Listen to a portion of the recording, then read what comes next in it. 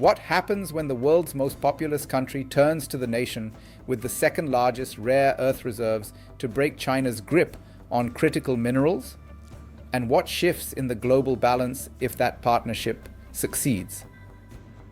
Today, we examine the high-stakes talks in New Delhi between Narendra Modi and Luiz Inácio Lula da Silva, and what they reveal about supply chains, trade realignment, and power politics in 2025. If India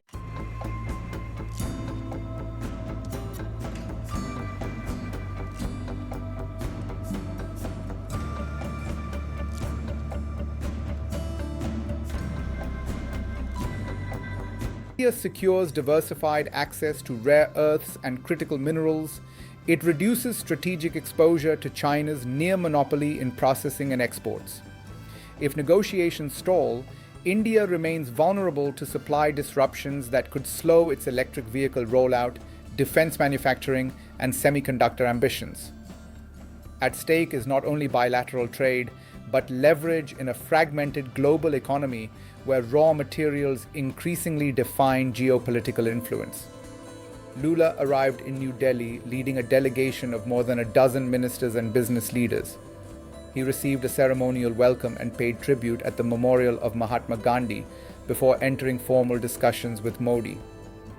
Officials indicated that a memorandum on critical minerals would be signed alongside broader conversations on trade expansion and multilateral cooperation.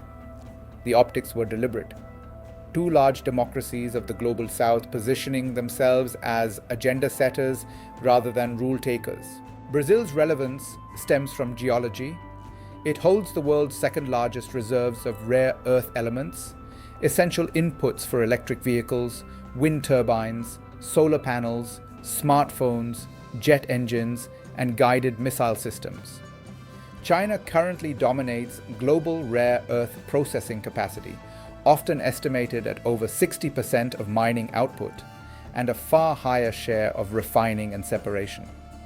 That dominance has translated into pricing power and strategic leverage, particularly during episodes of trade tension. India's demand trajectory is steep. Rapid infrastructure build-out and industrial growth have increased imports of iron ore derivatives, energy inputs, and advanced components. Bilateral trade between India and Brazil surpassed $15 billion in 2025, making India the 10th largest destination for Brazilian exports. The two governments have set a target of $20 billion in trade by 2030. Sugar, crude oil, vegetable oils, cotton, and iron ore anchor current flows, but critical minerals represent the next frontier. The push for diversification accelerated after both countries faced US tariffs in 2025 amid broader strains in multilateral trade systems. Washington later pledged to roll back duties on Indian goods under a recently announced agreement, but the episode underscored how quickly external shocks can reshape market access. Brazilian diplomat Susan Klebank signaled that Lula and Modi would exchange views on pressures facing multilateralism and international commerce, reflecting shared concern about unpredictability in global trade governance. For India, reducing dependence on China aligns with a decade-long strategy to localize manufacturing under initiatives aimed at boosting domestic production. Recycling programs and incentives for mineral exploration have expanded, yet domestic reserves of many rare earths remain limited or underdeveloped.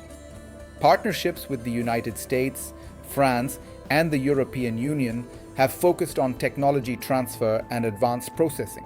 Cooperation with Brazil adds resource depth and geopolitical diversification. Rishabh Jain of the Delhi-based Council on Energy, Environment and Water argued that alliances across the global south are critical for securing physical access to resources and shaping emerging trade rules. His assessment reflects a broader recalibration in which middle powers seek supply security through bilateral and plurilateral arrangements rather than relying solely on multilateral institutions. Corporate signals reinforce the political messaging. Embraer and India's Adani Group recently announced plans to build aircraft in India, indicating industrial integration beyond commodities. Such ventures combine Brazilian aerospace expertise with India's manufacturing scale and market demand. Meanwhile, Lula used an AI summit in Delhi to advocate for inclusive global governance frameworks in artificial intelligence, linking resource security to digital infrastructure and technological standards. What if the memorandum on critical minerals evolves into long-term joint ventures in mining, refining, and battery supply chains?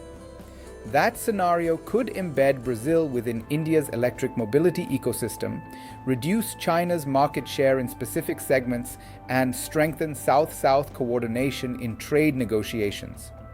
Over time, coordinated investment could shift portions of the value chain away from East Asia toward a transatlantic Indo-Pacific corridor.